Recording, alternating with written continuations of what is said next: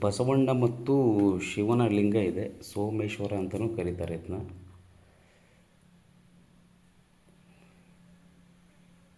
ಈ ರೀತಿಯ ಎಲ್ಲ ಐತಿಹಾಸಿಕ ಸ್ಥಳಗಳಲ್ಲಿ ಜಾಸ್ತಿ ಹೆಚ್ಚಾಗಿರುವಂಥದ್ದು ಈಶ್ವರನ ಲಿಂಗನೇ ಹೊರತು ಬೇರೆ ಯಾವುದಲ್ಲ. ಸೊ ಎಲ್ಲೆಲ್ಲಿ ಈಶ್ವರ ಲಿಂಗ ಇರುತ್ತೋ ಅಲ್ಲಿ ಅದ್ರ ಮುಂದ್ಗಡೆ ಒಂದು ಬಸವಣ್ಣನ ಮೂರ್ತಿ ಇದ್ದೇ ಇರುತ್ತೆ.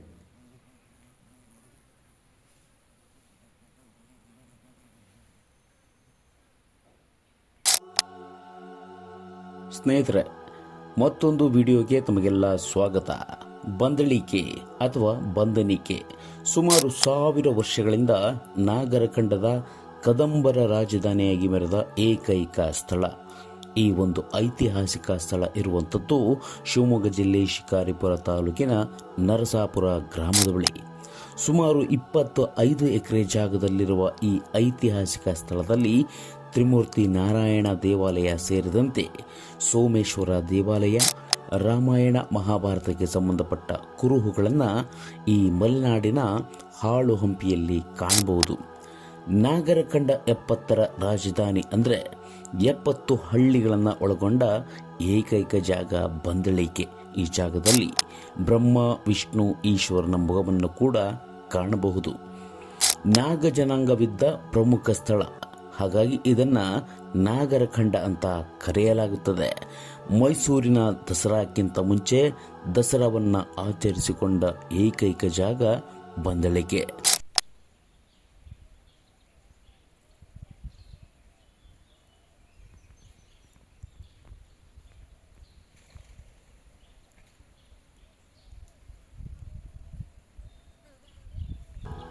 ಆನೆಯ ಮೇಲೆ ಮಾವುತ ಕೂತಿರುವುದು, ಮಾವುತನ ಹಿಂದೆ ತಾಯಿ ಬನಶಂಕರಿ ದೇವಿ ಕೂತಿರುವ ಕುರುಹುಗಳು ಕೂಡ ಇಲ್ಲಿವೆ. 1163ರಲ್ಲಿ ಕಲ್ಯಾಣಿ ಚಾಲುಕ್ಯರ ಕಾಲದಲ್ಲಿ ನಿರ್ಮಾಣಗೊಂಡ ದೇವಾಲಯದ ಗರ್ಭಗುಡಿಯಲ್ಲಿ ಶಿವಲಿಂಗವಿದೆ.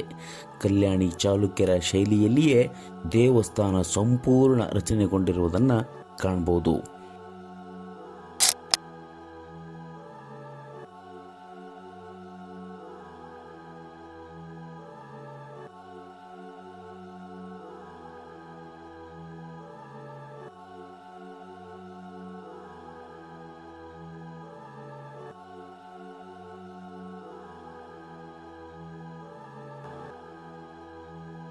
ಇನ್ನೊಂದು ಪ್ರಮುಖ ದೇವಾಲಯ ಅಂದರೆ ಬಪ್ಪೇಶ್ವರ ದೇವಾಲಯ.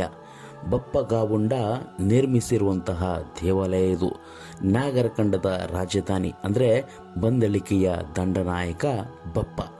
ಈ ದೇವಸ್ಥಾನದ ಮುಂಭಾಗದ ಎಡ ಮತ್ತು ಬಲಬದಿಯಲ್ಲಿ ರಾಮಾಯಣ ಮಹಾಭಾರತಕ್ಕೆ ಸಂಬಂಧಪಟ್ಟ ಕುರುಹುಗಳನ್ನು ಕಾಣಬಹುದು. ಇವುಗಳನ್ನು ಜಾಲಾಂಧ್ರ ಅಂತ ಕರೀತಾರೆ.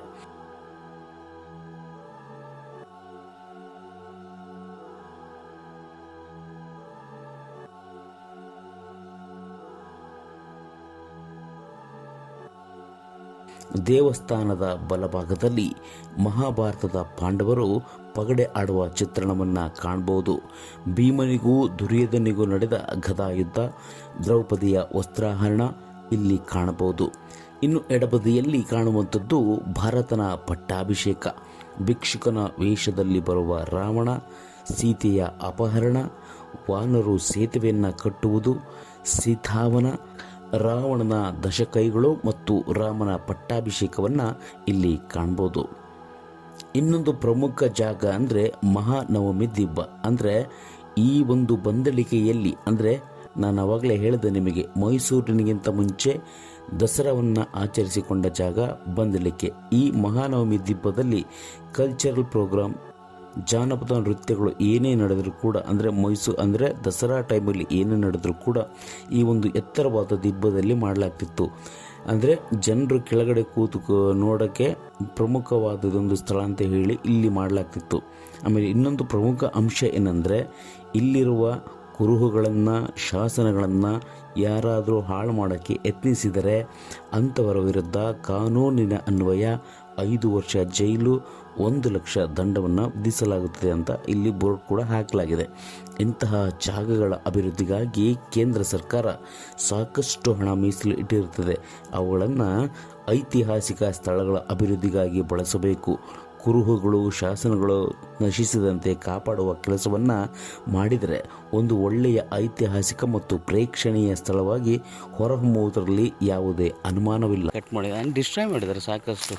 ಈ ಹಿಂದುಗಡೆ ಭಾಗದಲ್ಲಿ ನೀವು ನೋಡ್ಬೋದು, ಅವತ್ತಿನ ಕಾಲದಲ್ಲಿ ಆಳ್ವಿಕೆಗಳೇ ಹಾಗಿತ್ತು. ಮೇನಾಗಿ ಎಲ್ಲೆಲ್ಲಿ ಹಿಂದೂ ಟೆಂಪಲ್ಗಳಿದಾವೋ ಅವನ್ನೆಲ್ಲ ಡಿಸ್ಟ್ರಾಯ್ ಮಾಡಬೇಕು ಅನ್ನೋ ಒಂದು ಉದ್ದೇಶದಿಂದನೇ ಇಲ್ಲಿ ನೋಡಿ ಕಂಪ್ಲೀಟಾಗಿ ಕಾಣುತ್ತೆ. ನಿಮಗೆ ತೋರಿಸ್ತೀನಿ ನೋಡಿ, ಈ ಜಾಗದಲ್ಲಿ ಎಷ್ಟು ಕ್ಲೀನಾಗಿ ಹೊಡೆದಿದ್ದಾರೆ ಅಂತ.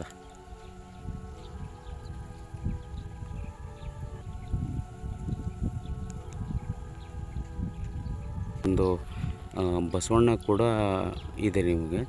ಆಮೇಲೆ ಅಚ್ಚುಕಟ್ಟಾದ ನಿರ್ಮಾಣಕ್ಕೆ ಹೆಸರುವಾಸಿಯಾದ ಪೂರ್ವ ಪಶ್ಚಿಮವಾಗಿ ನಿರ್ಮಾಣವಾದ ಈ ದೇವಾಲಯದ ಪಶ್ಚಿಮ ಹಾಗೂ ದಕ್ಷಿಣ ಗರ್ಭಗೃಹಗಳಲ್ಲಿ ಶಿವಲಿಂಗವಿದ್ದು ಉತ್ತರದಲ್ಲಿನ ವಿಷ್ಣುವಿನ ಮೂರ್ತಿ ಇದೆ.